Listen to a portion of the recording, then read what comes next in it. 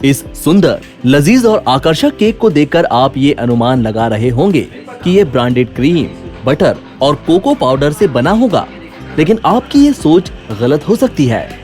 दरअसल ये सारे cake, bread, cookies, laddoo, biscuit और पिज्जा बनाने में महुआ और मडुआ का प्रयोग हुआ है। रांची में डिपडीह स्थित बेकरी में इन सारे लजीज व्यंजनों को तैयार किया जाता है। बेकरी के संचालक गुडविन लड़का का कहना है कि पर्व त्योहार के मौके पर यहाँ बनी चीजों की डिमांड काफी बढ़ जाती है। मड़ुआ हम लोग बेसिकली खूंटी से मंगाते हैं, तो वहाँ के लोग हैं जो मड़ुआ का बहुत अच्छा खेती करते हैं। तो हम 2-3 जगह पे देखे तो हमको ज़्यादा अच्छा क्वालिटी वहाँ खूंटी का लगा।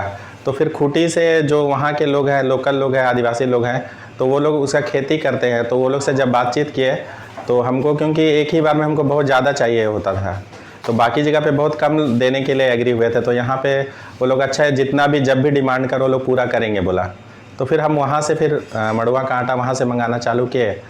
और फिर उसके बाद जो महुआ है, महुआ तो अभी लास्ट ईयर चालू किए थे, तो वो हजारीबाग और रामगढ़ से वो महुआ मंगाते हैं। होटल मैनेजमेंट की पढ़ाई करने वाले गुडविन कई सालों तक दुबई और अरब देशों के विभिन्न नामी गिरामी होटलों में काम करने के बाद अपने वतन लौटकर महुआ और मडुआ से बेकरी का व्यवसाय शुरू किया। और मड़ुआ का जो ये ट्रेंड, हम लोग एक छोटा सा फेस्टिवल हुआ था, आदिवासी मेला, तो उस पर हम लोग एक्सपेरिमेंट करने के तौर पे लगाया था कि क्यों ना हम लोग यहाँ का लोकल फूड को प्रमोट किया जाए। तो इसलिए हम लोग ना ट्राई किए थे। केक तो ऐसे ही भी आटा मैदा से बन ही रहा है, तो क्यों ना उसके रिप्लेसमेंट में हम लोग मड़ुआ से करें। तो इसीलिए हम लोग फिर मड़ुआ से फिर हम लोग उससे केक बनाए थे। उसके बाद में हम लोग बोले कि नहीं, कुकीज़ भी ट्राई करते हैं। तो फिर उसके बाद कुकीज़ भी उसमें ट्राई किया और फिर वो मेला में हम लोग वहाँ लगाए। तो जब वहाँ पे लगाए तो हम लोग को बहुत अच्छा रिस्पांस मिला। नहीं सोचे थे कि इतना अच्छा रिस्पांस आएगा। तो फिर उसके बाद हम लोग सोचे कि क्यों ना इसको थोड़ा बड़ा पैमाने में किया जाए।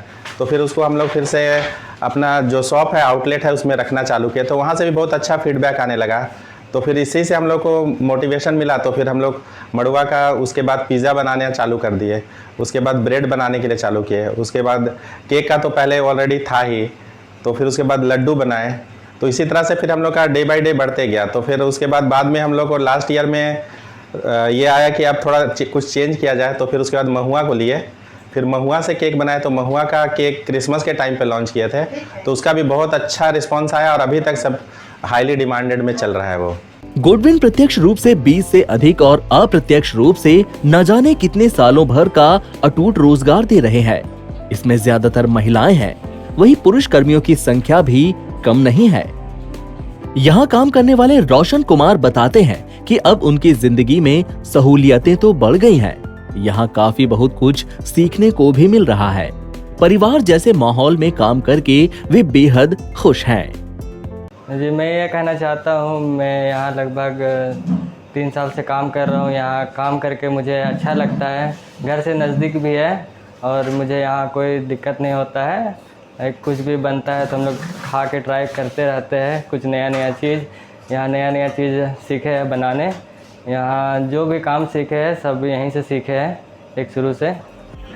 मौजूदा समय में केंद्र और राज्य सरकार का भी प्रयास रहा है कि राज्य के वनोत्पाद और ग्रामीण क्षेत्रों में बहुतायत में मिलने वाली चीजों का कैसे बेहतर इस्तेमाल हो, साथ ही विभिन्न आर्थिक क्रियाकलापों के जरिए ज्यादा से ज्यादा रोजगार का सृजन हो। गुडविन की ये बेकरी सरकार की बेहतरीन सोच का नायाब नमूना है।